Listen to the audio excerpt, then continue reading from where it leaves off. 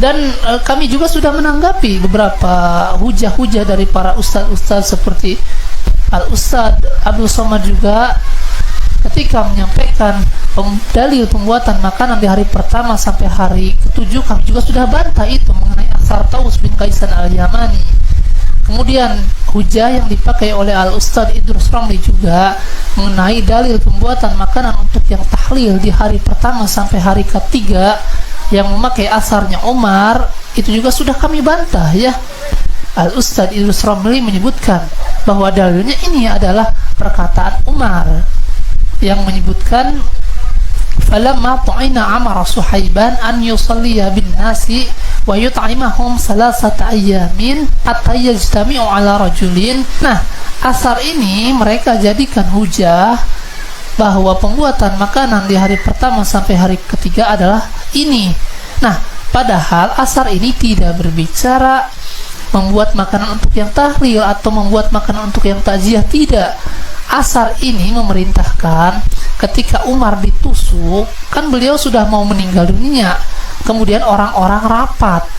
Rapat apa? Rapat siapa yang akan menjadi presiden kalau Umar meninggal dunia. Nah, Umar memerintahkan untuk membuat makanan itu bukan untuk yang tahlil, bukan untuk yang takziah, bukan, tetapi untuk yang rapat yang akan menentukan siapa pengganti Umar.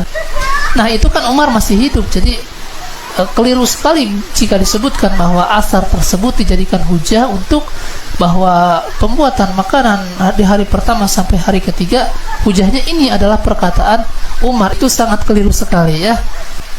Kemudian dalam asar tersebut jika kita baca perawinya, itu kan ada seorang perawi yang bernama Ali bin Zaid bin Jud'an. Ali bin Zaid bin Jud'an ini adalah seorang perawi yang lemah dan tertuduh sudah masuk faham-faham Syiah ya. Nah, kemudian yang kedua yang sering mereka jadikan hujah mengenai pembuatan makanan di hari pertama sampai hari ketujuh, mereka mengangkat asarnya Taus bin Kaisan al-Yamani yang menyebutkan di sana innal mauta yuftanuna fi kuburihim sab'an fakanu yastahibuna an yut'ama anhum tilkal ayyam. Jadi asar tersebut tidak disebutkan bahwa para sahabat kumpul di keluarga mayit kemudian membaca doa anu, tidak ya. Itu disebutkan para salaf bersedekah atas nama mayit di hari-hari tersebut, dan bersedekah atas nama mayit itu kan disepakati oleh para ulama bahwa hukumnya boleh ya. Kemudian di dalam asar tersebut itu para ulama mengatakan derajatnya tidak sahih ya. Sebab itu kan asar tersebut diriwayatkan oleh Imam Ahmad bin Hanbal. Kemudian Imam Ahmad bin Hanbal mendengar perkataan tersebut dari Hashim bin Qasim. Kemudian Hashim bin Qasim mendengar asar tersebut dari Imam Al-Asja'i. Imam Al-Asja'i mendengar perkataan tersebut dari Sufyan As-Tsauri.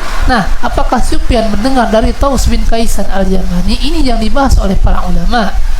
Jadi ulama membahas bahwa Sufyan As-Tsauri tidak mendengar asar tersebut dari Taus bin Kaisan al-Yamani berdasarkan 5 alasannya. Yang pertama, ketika Taus meninggal dunia itu tahun 106 Hijriah. Nah, waktu itu Sufyan As-Tsauri usia 9 tahun. Jadi kalau usia 100 Hijriah Taus bin Kaisan al-Yamani sedang berdakwah, maka waktu itu berarti Sufyan As-Tsauri baru berusia 3 tahun. Bagaimana bisa orang menyampaikan riwayat kepada orang yang usia 3 tahun? Kemudian yang kedua, jarak antara Sufyan As-Tsauri dengan Taus bin Kaisan al-Yamani jauh ya. Sufyan As-Tsauri beliau di kota Kufah, kemudian Taus bin Kaisan al-Yamani di kota Mekah ya.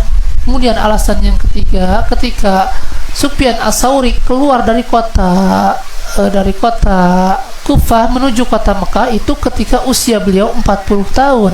Artinya 32 tahun yang lalu Taus bin Kaisan al-Yamani sudah meninggal dunia. Bagaimana bisa orang yang sudah meninggal dunia menyampaikan hadis kepada seseorang ya. Jadi alasan yang ketiga itu yang menjadikan asar tersebut tidak diterima ya. Kemudian alasan yang keempat, di antara guru-guru Sufyan Ats-Tsauri tidak ada yang namanya Taus bin Kaisan Al-Yamani. Justru yang ada hanya anaknya Taus bin Kaisan Al-Yamani.